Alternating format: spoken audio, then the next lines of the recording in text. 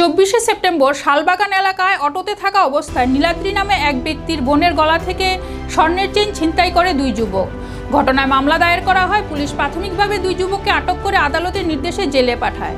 পরবর্তীতে তদন্তে আরও দুই অভিযুক্তের নাম প্রকাশ পেলে সোমবার পুলিশ তাদের গ্রেপ্তার করে এবং স্বর্ণের চেইনটি উদ্ধার করে ধৃতদের আদালতে তোলা হবে বলে জানিয়েছে নিউ ক্যাপিটাল কমপ্লেক্স থানার দায়িত্বপ্রাপ্ত ইনচার্জ প্রাজিত মালাকার।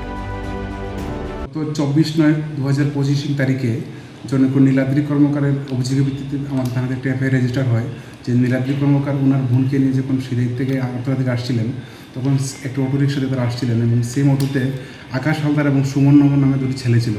তো তারা যখন শালবাগান এলাকায় আসেন তখন ওই ছেলে দুটি অটো থেকে নেমে যায় এবং হঠাৎ করে ওনার নীলাদ্রি কর্মকারের বোনের গলার থেকে একটি চেইন স্ন্যাচ করে পালিয়ে যায়।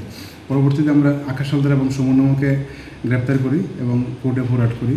তো প্রাথমিকভাবে তারা কিছু বলছিল না। তো আমরা কালকে আমাদের কোর্টের পারমিশন নিয়ে জেলে গিয়ে ওদের ইন্টারাকশন করে আবার এবং তারা কনফেস করে যে সুমন দেবনাথ নামে একটি ছেলের কাছে চেইনটি তারা দিয়েছে।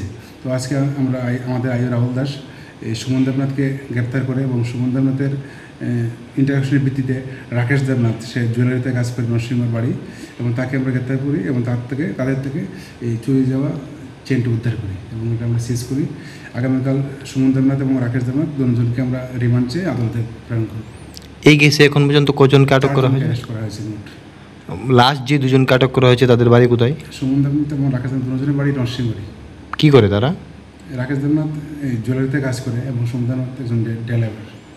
আর কি রয়েছে এই কেসে কেউ? এখন অবধি পাওয়া যায়নি, আমরা দেখছি বাকি ইনভেস্টিগেশন করে।